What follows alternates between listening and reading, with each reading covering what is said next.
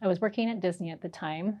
Well, actually, before I was considering the program, I was working there, and I had felt impressed to leave, and I didn't necessarily know why.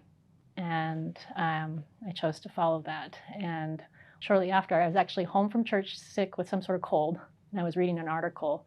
I think it was Sister Burton had spoke about it in conference about refugees, and I was reading like, what kind of career supports and helps people in this space? And I started to just do some research online, and I was looking at, like, there was an MPA listed for something, there was a social worker listed for something. I'm like, what is an MPA? So I started to look at what an MPA was, and a BYU site pulled up, and I read people who are passionate about service. This is the place for them, type of a thing. And I'm like, how can I be a part of this? And I remember looking at the deadline for that, and it was, gosh, I think only 3 or 4 days later for application. And I thought, well, maybe next time. And I remember waking up the next day and feeling a little pit in my stomach saying, you're supposed to apply for this now. And I was like, well, Lord, as if I can make a deal here. I said, I will do everything I possibly can to make this. I will try to get my transcripts in from all the different schools. I'll try to get recommendations, write letter of intent. But if something stops, it stops. But I'll do my best. And he said, no problem. And I was typing my letter of intent on the plane and doing all these things and doing my best to give my thoughts about, what I could offer to this program and what I could learn. And when I got in, I'm like, oh my goodness, I'm going to grad school. Alongside of that, I also started to work at the church. So I had a new job. I was going to grad school, and I think I was Young Women's president at the time. And I thought, how is he going to help me do this? How is this going to be possible? And I'll tell you, that's probably the number one thing I learned in that space was trusting the Lord in a different way, in a new way. And there is never a good time to go to grad school. There's never a good time to start a new job. There's never a good time to do all these things. He makes space for it. And I compare it to almost like the Red Sea. There were also the Red Sea parted, with Moses and the people of Israel, and they went through, but when they turned around, that closed and it was gone. I remember after the program, I'm like, where was that space? Because I don't see it there anymore. And he makes a space where there is none.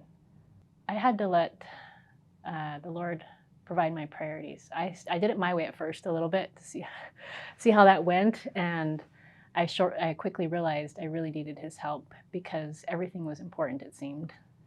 But what was most important, I really needed his wisdom on beyond my own. And remember, many times the answer was relationships first. And I think every single person that comes in this program is the person that wants to do a really good job. And sometimes you have to hand that standard to the Lord and say, tell me what my best looks like in this space. And he will show you. And it's going to be very individual. It was nonstop. Every night I planned how to do an assignment or to work on an essay or to meet as a team. There was very little space, in that week. And the calling took up a lot of that as well. And then Sunday came. And that was my pause. That was the sacred pause. I was only the Lord's that day. So I knew when midnight hit on Sunday, I was free of assignments or anything else that was at work or anything that was calling or demanding me. I could focus on his work alone. And that was probably one of the most rejuvenating parts of my week was the Sabbath. A lot of what it became was tools, patterns for thinking, processes, almost principle-based, right? That instead of here's the 7 steps to the situation that you follow to get to the point, it's more of here's these different ways of thinking. Here's how we can approach. Here's the things to consider. Here's knowledge. So we pull that, and now whenever space we're in, we apply that to that unique or complex situation. Was it Joseph Smith that says, I teach them correct principles and they govern themselves? You could say that about the program in a way. There are specific things like quantitative decision analysis where there's a steps, but largely there's a lot of how to think and how to approach and skills and tools to do that. Am I a better person because of the MPA program? Yes. And I hope I'm better. I should say I think I am. I hope that other people think that too.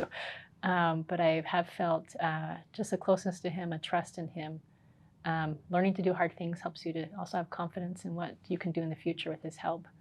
All those things kind of came with that. And also gained such wonderful friendships, which made me and was influenced by such good people, professors and cohort, that I couldn't help become a better person, I think, seeing and feeling that and being around such influence for 3 years. I don't think you can leave without changing. If you're considering the program, think about why it's in your heart and mind. Why are you considering it?